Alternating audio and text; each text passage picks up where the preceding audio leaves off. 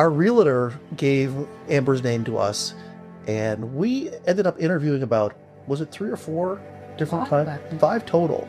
And interestingly enough, when I look back, my wife was like, I think Amber and Howard are best suited to work with you, Stephen, because she knew I would be handling a lot of the whole project as the kind of the coordinator liaison. So she was like, you, Amber, and you could work well together. Some of the other contractors, she was like, I don't know if you could work so well with that guy. So that's how we wound up with these folks. Amber had great ideas along the whole way as well. She's not only a gal that loves to execute and get things done, but she's got a great eye for design and a great idea for ideas, a great eye for ideas. Do we trust this person or don't we? I think it's based on trust. It was just based on a feeling of trust. There was dozens and dozens of changes. There was big ones, there was small ones. And that was one of the beauties of working with Amber. I think Jane knew that my creative brain is going to be kicking into overdrive. And I'm going to be bugging the heck out of the contractor with, hey, what about this? What about that? How about we do this? Amber handled it with just cool, calm, collected grace. And she wasn't frazzled. She listened to you. She listened, and sometimes she'd say, I don't think that's the way to go. But more often than not, she entertained me and humored me and said, yeah, let's give that a go. And then she brought dozens, I would say, ideas. A lot of good, this window again, that's hers. And anytime I had she had enough discernment to go, that one's a bad idea, that one's a good idea, let's move forward with that. But she wasn't thrown off by the fact most contractors would get a little wrinkle. They'd get their knickers in a knot if they had to work with me and my brain of, how about with this, how about that? With Amber, no. Yeah, she is a good listener. She's not pushy. No, she's not pushy, and she's a good listener. She's kind of like, obviously, I talk before I think, often. She's not going to talk before she thinks.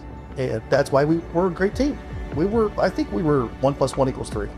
Yeah. Or 4, or 6, depending on the day. I had asked Amber, when I send you a text, how many hours should I expect before a response? When I send you an email, how many hours before a response? And when I phone you, if I leave a message, and the expectations that she said, well, you're going to get a text back within the same day, and blah, blah, blah, blah. Whatever they were, she always did that at above and beyond. It just comes down to, again, trust. It's like, do I feel like I'm being hosed? No. I have a saying that I use with all people that I work with. Hey, I want you to make money. I just don't want you to make too much money.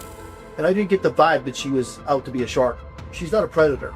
Amber is very humble, in my opinion. And humility is the magic that keeps it's the grease in the relationship, because she's humble and she's a great listener, and then she knows how to execute. And she'll cautiously tell you when you're wrong and say, no, I don't think that's a good idea. I think that's an idea worth considering. And that's a huge value that she brings. The other value that she brought along the way was having an eye for design and saying, no, I think that's an idea we need to push.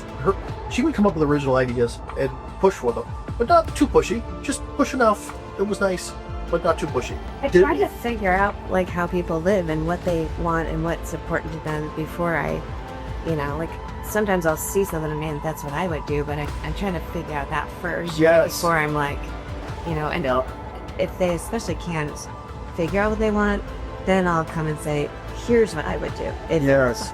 Because I try to approach every project like, is this for mine? And that's why it takes me so long when I'm doing design for somebody, because I've put so much yourself. Right. What would I do if it were mine? I'm not going to choose that tile. I'm going to look at hundreds before I so.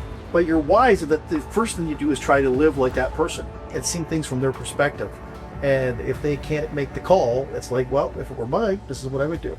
You've asked, I'll tell you my answer. Give me some time to think about it. I'll process it, but I'm going to come back to you with a clear, this is what I would do. Yeah. But she is good at that. She's going to listen to you and try to understand where you're coming from. What are you trying to do with this house? And she's going to work backwards from that. It's way better than we had ever envisioned. A man would try to bulldoze your work with his ideas. And a man's perspective is not what a woman's perspective. Like, women just, they generally see things better.